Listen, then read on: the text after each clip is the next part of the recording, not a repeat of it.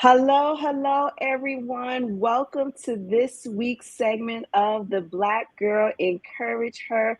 I am your hostess, Shaniqua Inspires, and I am super excited to have each and every one of you back here with me on today. This week is a very, very special topic, and it's near and dear to my heart. I am bringing on my sister friend Grace, and she is going to help me tell this story and get this message out to the masses.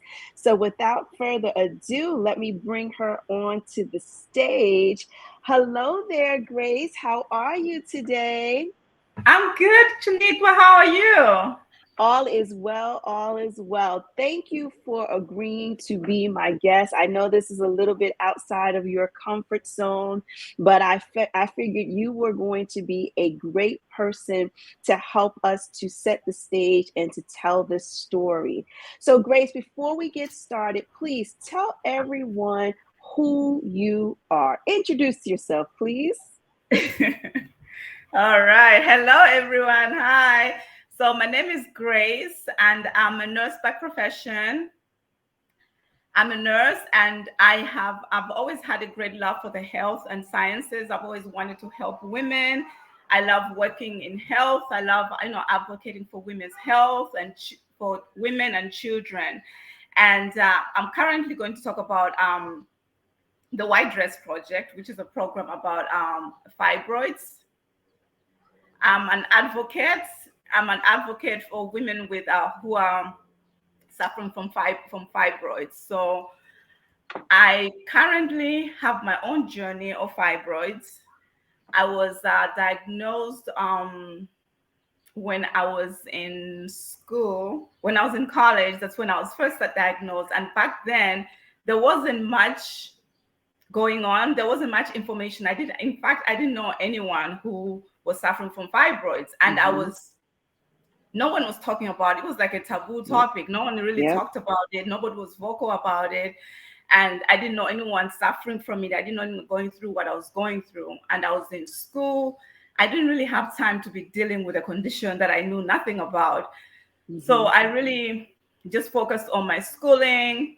I was going through many symptoms like like heavy bleeding every month, um having accidents here and there, like always going to the bathroom, Yeah. having very heavy periods. And I managed all of that with going to school. I would just like pop the pills that I needed to and continued on, Yeah. Yeah. continued on with school. And as the years went by, my fibroids grew bigger and bigger, and Wow. it was always disrupting my life. Like there were times where I would have to cancel school or events that I had agreed to, and it was just really cramping my style. Sure. And it was really cramping my style. And then over the years, like the symptoms got worse. I was always feeling tired because I was severely iron deficient. I I that's when I started reading more, doing some research on my own. I'll be reading on on YouTube. I'll hear, oh, try try drinking these herbs, try Yeah. apple cider vinegar, try this diet, try that diet, try these herbs, try that herbs. I tried so many different things, and they didn't really work. Like the symptoms were still there, the heavy cramping, the heavy bleeding. And yes, so over time, the first thing I had been told was surgery, and I really wasn't open to surgery at that time. And Mm. so over the years, I started considering having surgery, because by the time the pandemic came, by the time the pandemic came, my fibroids have gotten to such a large size that my GYN recommended that I have surgery, just to ease up on the symptoms. And by then I was hearing like other people who were having surgery. I heard about the myomectomy. I was not considering a hysterectomy at all, but I was open Mm-hmm. to a myomectomy. And so in 2021, I had a procedure in which 10 fibroids were removed. Wow. And I had my recovery. It took about over a month. By this time, though, I had a friend who was part of the White Dress Project.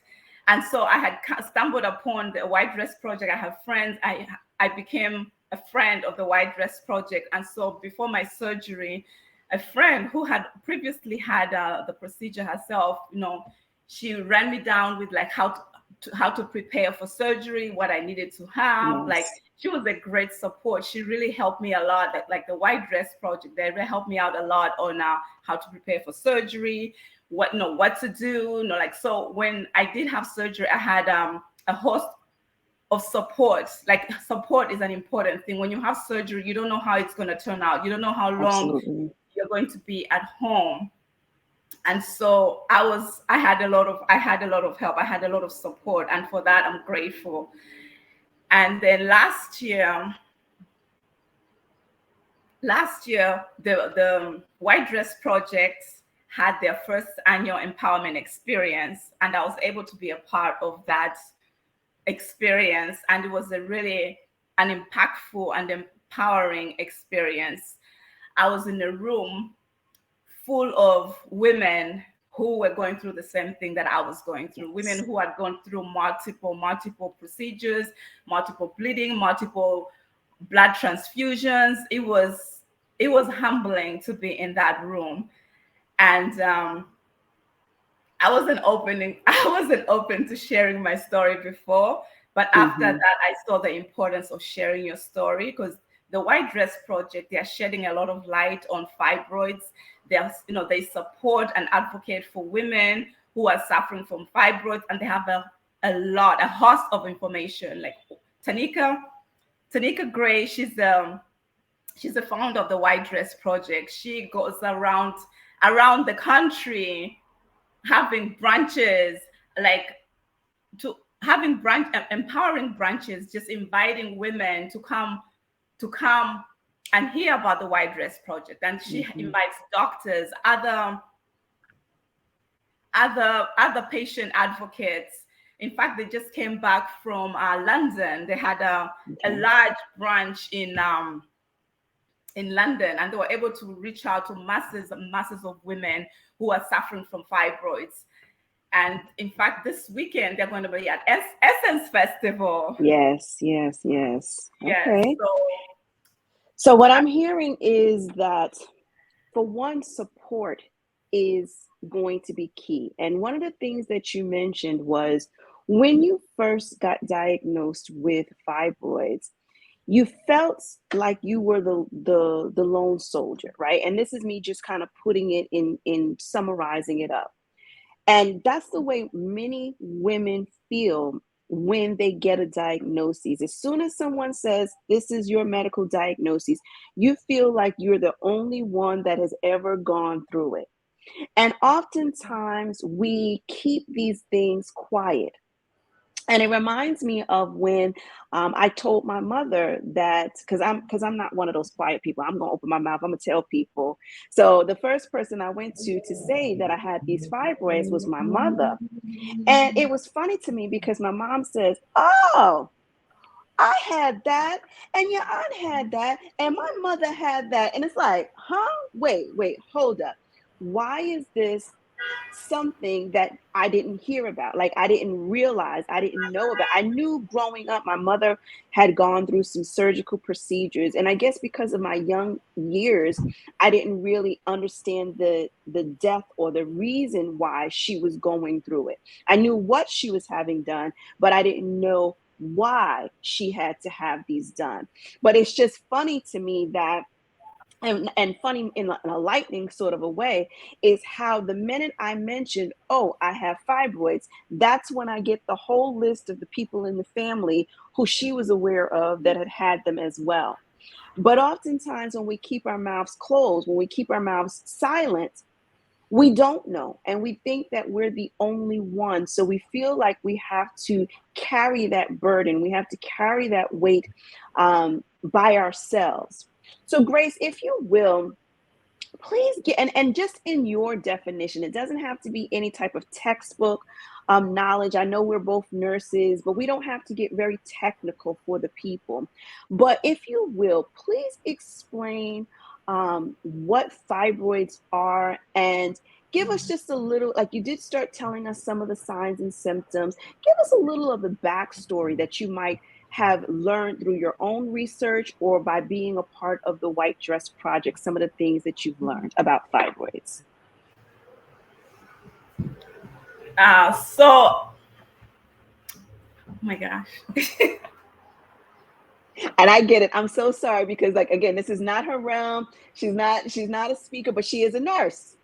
So nurses, we have to rise to the challenge, because you might encounter someone who just got the diagnosis and they look to you and they say, Grace, I don't even know what this is. The doctor says I have fibroids. Like, what am I supposed to do? What advice would you give them?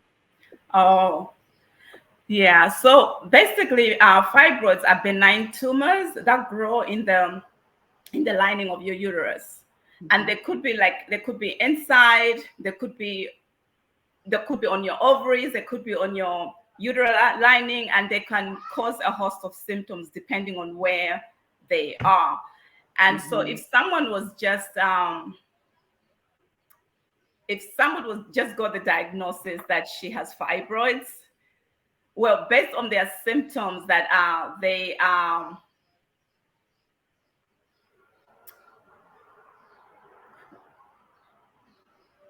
I would say it starts with having pain, a host of pain. Like every time when you have your period, Mhm. your periods are accompanied by very heavy cramping, very Mhm. like pain like you've never experienced in your life. Sometimes Tylenol doesn't even work. You try Yeah. to pop all the pills and it doesn't work. Like you'll be curling up on the floor in so much pain. And so if someone was first diagnosed with, I mean, definitely I'll tell them it's not the end of the world. You're going to be okay. There's other people who have fibroids. There's other people who are managing this condition. There's other people who are managing this condition. And there's a, yeah, there's a host, you need to find your tribe out there of other women who are going through the same thing that can support you and help you through your journey. And I think a part of finding your tribe is to be, I mean, you don't have to run and put it on Facebook, I have fibroids, but it is about having the conversation with maybe some of your family members, like the female family members, or maybe some of the women on your job that you can confide in, that you can trust. And one of the things that, and I forget the exact statistics, but when I was diagnosed with fibroids just a few years ago, one of the things that I found that was very unique is that it not only does it affects all women, right? It can affect all women, but of course, African American women, women of African descent, are have higher dispositions of this condition.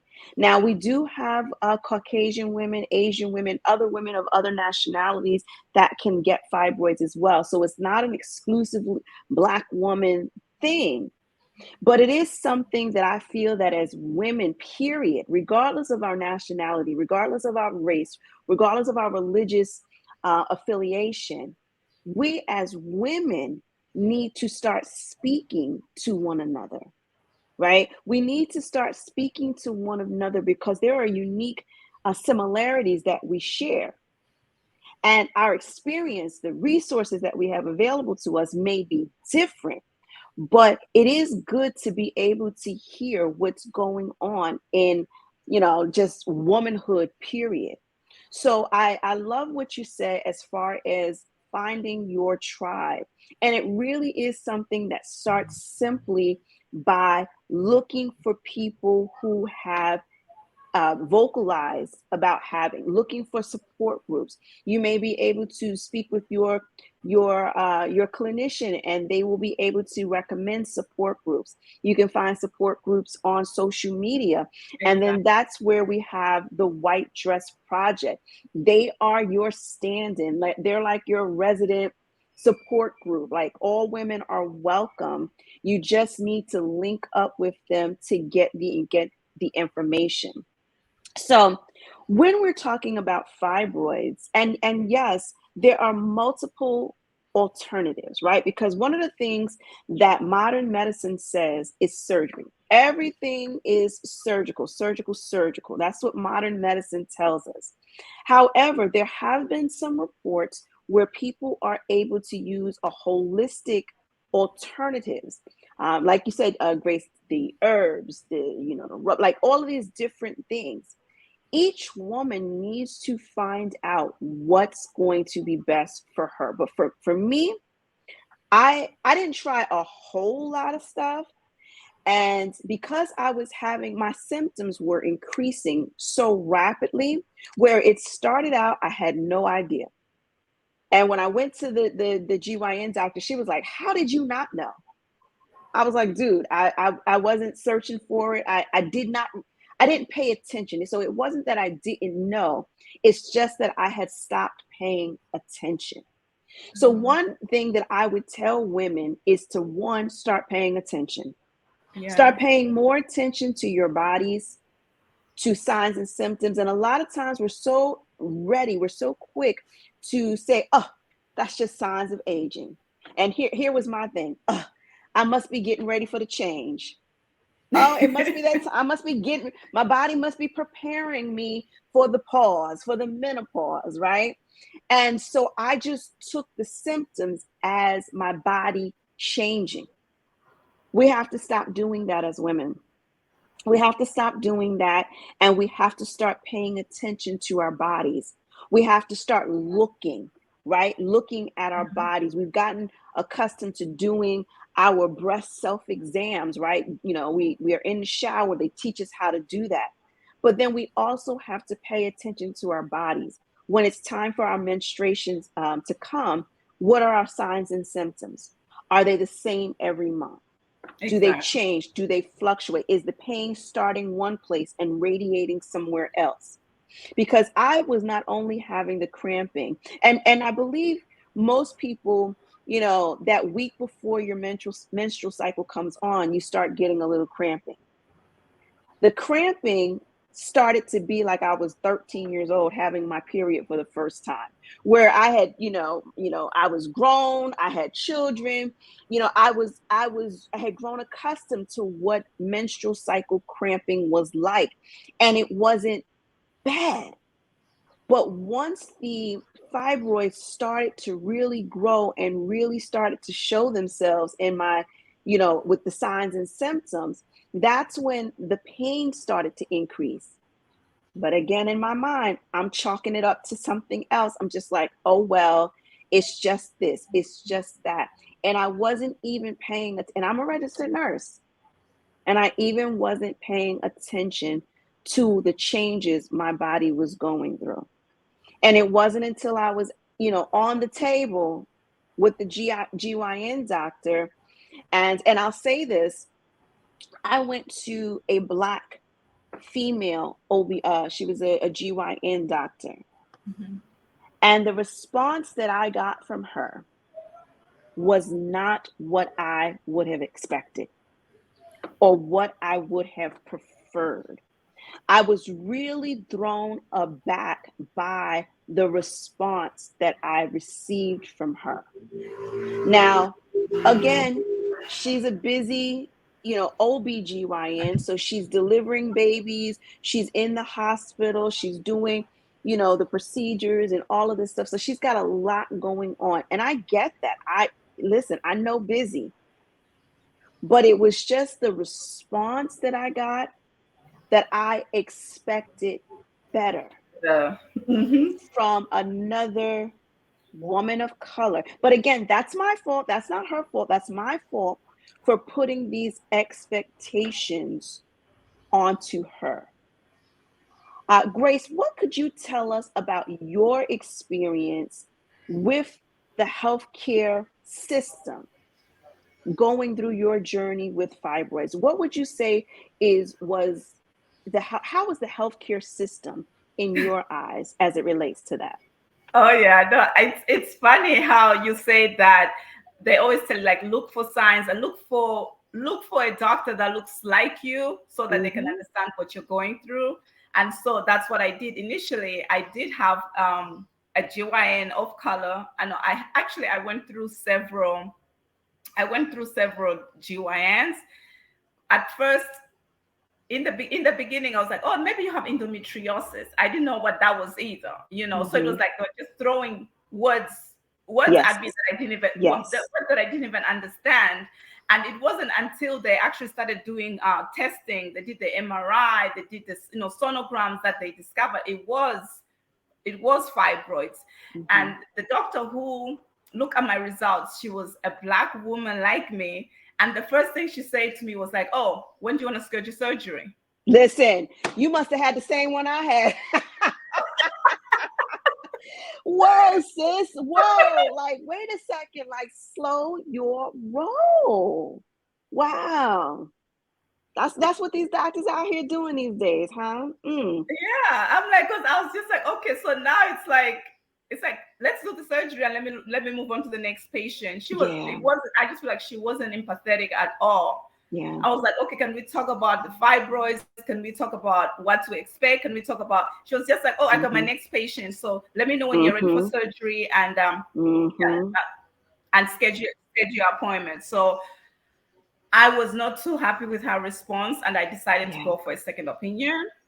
Okay. So I went to another doctor, and then eventually I did find someone that I who had a lot of experience in treating fibroids, who had performed a number of myomectomies, and who I felt comfortable with, and that's who I went with. Yeah. So I mean, it's definitely important. Like you don't have to stay with the first doctor that you speak with. You have to speak to a doctor that makes you feel comfortable, a doctor that speaks to you, doctor that understands your pain, and a doctor that's going to go through the journey with you. Yes, absolutely. Now, you ended up having the surgical procedure, the myomectomy, where they go in and they remove the fibroids. So there are other alternatives out there. So one is to do nothing, right? So that's the one piece of advice. One, you don't have to do anything. And one of the things that another doctor that I went to see had suggested was that if you're not having symptoms and they're not necessarily growing at a rapid rate, then you can opt to do nothing, right? That's what I was told in the beginning, but they continue to grow. Yes, and see, that's the thing, because they do grow depending on there's a lot of factors as to why they grow. Could be hormonal, could be the foods that you're eating. There's a lot of factors as to why they grow at the rate that they grow. So you have the one option to do nothing if you're asymptomatic. That's our way of saying there's no symptoms. If you do have symptoms, now you can think of, and I don't know why hysterectomy is always the first one. It's always, let's go in, let's cut. But the hysterectomy is when they remove the uterus. So once the uterus is gone, there goes the problem. There are some procedures where you can go in and you can remove the ovaries. There are some procedures where you can go in and just remove the fibroids. And then there's the procedure that I ended up having. I opted for was the uterine fibroid, the uterine arterial embolization, the UAE. And with that one, what they do is they go in and they cut off the blood supply to the fibroid, where after a while they will begin to shrink because they're no longer getting the oxygen, they're no longer getting the blood supply. Because that was the quickest route. Yeah. I'm busy, okay? Blame me, right? I'm busy. I got things to do. I don't have time to be laid up for hours and hours and days on end. I'm moving and shaking all around. So I went for the one that was the least invasive and the one that had the quickest bounce back time. It's been a year later, a year and a couple of months later, and they're still there. The only thing, and I'm not against, I'm not telling anyone not to do the embolization. That is not what I'm saying here. I'm just telling my story. Some people have had great success with it. Right. My story says that they are still there. Now, the one thing that I can give credit to this surgical procedure is that it did alleviate my symptoms. So my symptoms were the I mean, massacre. I know y'all didn't want to know me all in that area, but I'm talking I'm like horror movie massacre bleeding, where if you don't get to the bathroom every hour and a half, every 2 hours, it's gonna be some dripping, some seeping through the pants, like it's gonna be a mess. So I had the heavy menstrual bleeding. I had the cramping. Usually it would start a week before. It would start 2 weeks before. It would Oh, wow. go all the way up into. I even started having pain radiating down my legs. Oh, So wow. so the symptoms had started getting really, really bad. So I tried the hot packs. I tried the castor oil wrap. Listen, that was such a messy experience. But I'll be honest, I didn't do it for long. I did it Okay. maybe once and I was like, oh, this is too much for me. And I stopped. I had some herbal, some natural supplements because I'm all into the natural supplements. And I tried those. But again, I didn't give it enough time because I was experiencing such great symptoms. And I was just like, I need some way, some form of relief. And that is what the embolization did for me, is that it gave me relief of my major symptoms. So I do not have the pain with the menstruation like how I did. I don't have the pain radiating down my leg. I'm not going to the bathroom every 2 hours. Like, so it did give me some sense of normalcy. However, to me, in my opinion, it didn't produce the results that I had expected. Obviously. Tell us about your journey with having the myomectomy. Yeah. So immediately after my surgery, I did have I was in the hospital. I was in a lot of pain. I was in a lot of Mm-hmm. pain because you get it's basically you're having a C-section. So I Mm, had a C-section. I had that was what I had to talk to the doctor beforehand. I was like, I don't want a vertical incision because it's a lot more. It's a lot more. It's a deeper cut. I just yeah. got the bikini line, and Yeah. so and that was, yeah, it was very, very painful. And right after right after the surgery, I mean I had lost a lot of blood, so I did have to get a blood transfusion. I Mm, got a blood transfusion, and that increased my hospital days. And then after that, I was able to go home. I didn't actually go. I was able to make arrangements where I had family around me while I was recovering. So mm-hmm. for I went home. Yeah, so I had family, and I had family who were cooking for me, preparing meals for me, making sure I was resting. And so the pain, I mean, I was still in a lot, I was in a lot of pain, but Mm, I had I had my medications. I had I had like well, basically I had all the stuff that I needed. mm-hmm. Like constipation is one of the things that Yes. happens. You have to Yes. have your prune juice. I had my prune juice ready. I had Yeah.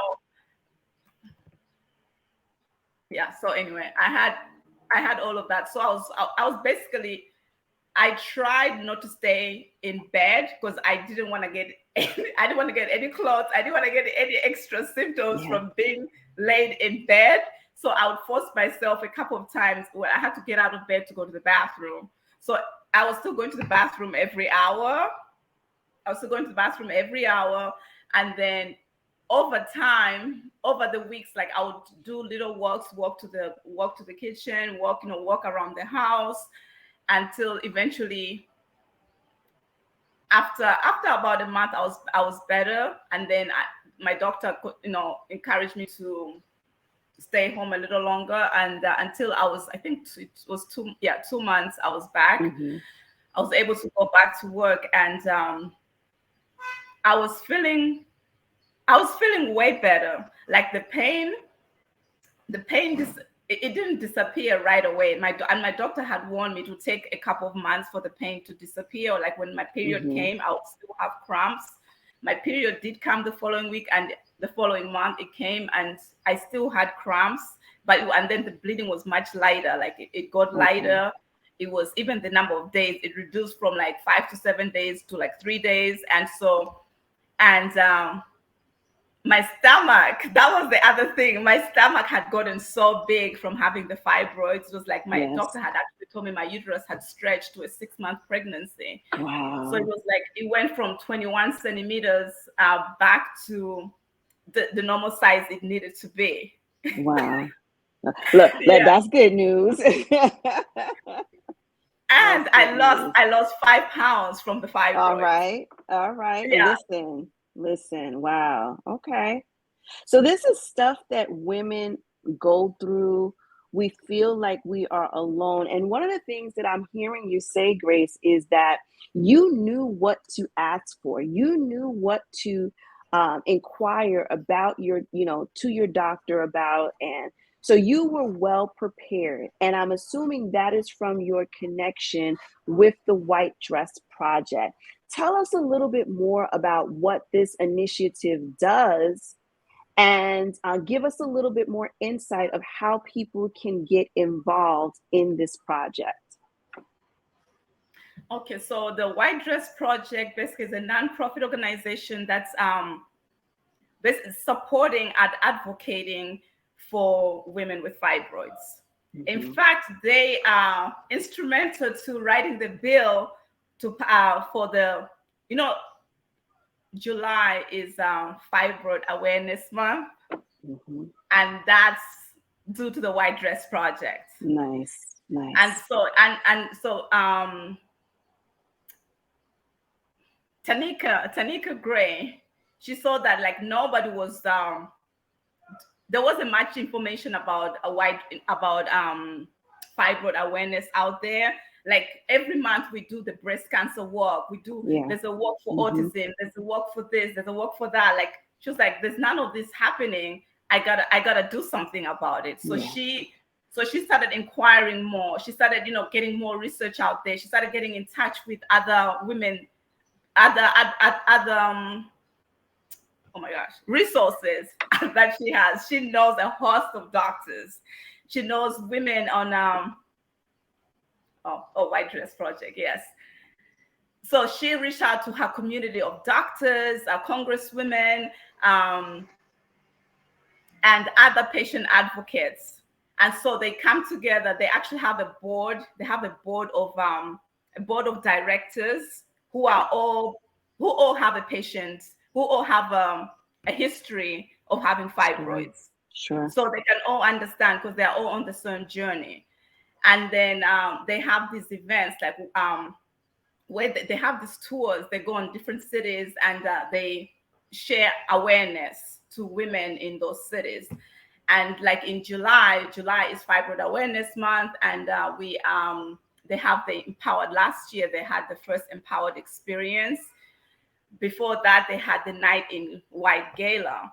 So the thing, Yeah. like as a woman with fibroids, you don't wear You white. you stay far away from white a week before and a week after because you don't know when that thing's gonna start acting up, coming early, staying late. So you don't plan no white attire nowhere around that time. But I love how this initiative is taking the power back. It's saying that we can wear white and we can wear these white dresses and we can feel confident, we can feel secure, and we can be safe in our diagnoses, whether we are whatever alternative or whatever option we seek as far as our treatment options. So it's a beautiful thing to see women coming together and they're bringing in medical professionals, resources. So you don't have to feel like you don't know, right? That's the reason why people, it's the start that always stops most people, right? My friend has a book entitled that, but it's the truth. People don't seek the knowledge, people don't reach out because it's that start. It's unnerving. They don't know who to trust, who to turn to, where to go. this is like a one-stop shop. If you start here, you get to start getting connected to other women like myself, like Grace, who have a story, who have a journey with this, who can relate in some way, shape, or form. Each of our testimonies may be different, but we can relate in some way, shape, or form. So I love the fact that this initiative is here, and they are actually having an event on the weekend. Is it what's the 14th through the 16th in Washington Yes. D.C.? Grace, tell us a little bit more about that, please. So this is say a fibroid awareness retreat. And it's not just about talking fibroids. We're not just going to spend the entire weekend talking about fibroids. Mm-hmm. It's a weekend of sisterhood, Mm-hmm. empowerment, and hope. So Yes. women who have fibroids will be there to share their stories, to talk with other women. There's going to be doctors in the room. It will be like you'll be going on a second or third doctor's appointment with your GYN. I mean, they're not GYN, but you see, you're getting free consultation from your doctor, from other doctors Yeah. who have a wealth Yes. of information on fibroids and the Mm-hmm. different treatment options. They're going to be talking like some of we're going to be talking about fibroids and how it affects your sex life, Mm-hmm. fibroids and your health, how to fund your fibroid journey, because having surgery can be expensive, whether you're doing Yeah. and non-invasive surgery or non-invasive treatment or invasive treatment. It can be costly. We're going to be talking about that. Medical gaslighting. We're going to be talking about who's encouraging you, are the men in your life encouraging you, are the Mm-hmm. treatment, the tribe that you have around you who are helping you with your journey. So we have a host of fun stuff happening, like on Friday night. The event starts Friday night. We're going to have a dialogue with the doctors, and we're going to have a fireside chat. And our main hostess for the weekend is Kelly Stewart. She's an egg ambassador. I don't know if you've heard of her. She Yes. Yes.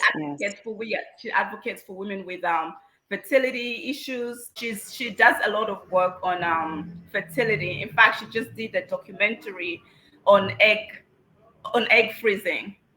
Mm. And Gail did an interview on her on that.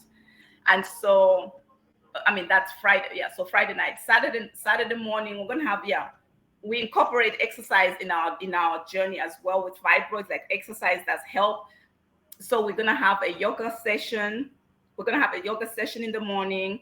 We're going to have a luncheon with lots of women who are going to be sharing their stories, lots of doctors, lots of advocates. And even if you don't have fibroids, someone who has fibroids, or you just want Yeah. to be there for the experience, you never know. Your children could have fibroids, It's true. your cousin, your sister, someone may have Yeah. fibroids. Because I didn't know a lot of my friends have fibroids until I started talking about my Yes. story. Exactly. Yeah. And then so the event, it doesn't Saturday Yes. night, we're gonna have a host of workshops on fibroids that whole day. And then in the evening we'll have a break, and then in the evening we're gonna have our signature event, which is the night in white gala. And that's where they're gonna be honoring women and doctors who are doing great work Nice.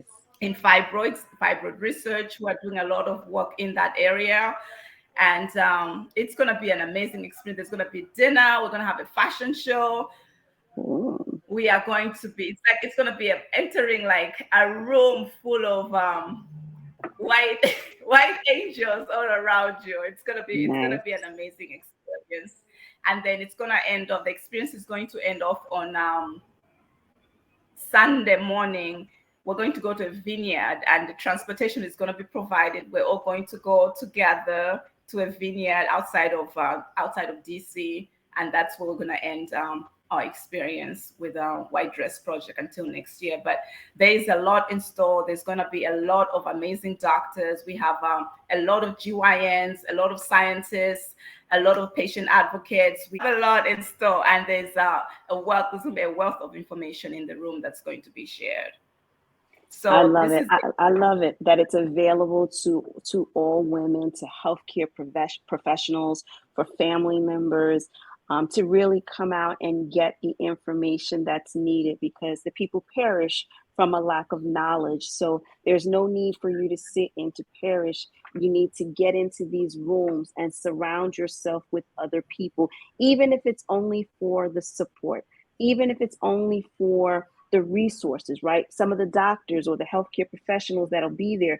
they may be sharing something that you did not know, that your GYN doctor did not say. So you may get enlightened. It may give you enough information to then go back fully charged and able to have a conversation with your own specialist. So this way you get the best treatment plan specifically catered to your unique needs.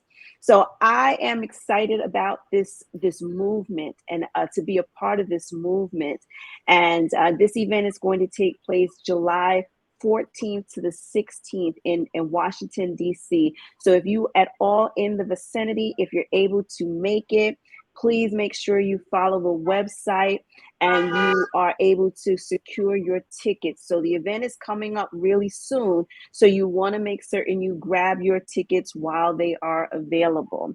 Grace, I thank you so much for stopping by, stepping out of your comfort zone and sharing, right? Because it is about sharing, because until we start opening our mouths, they won't know.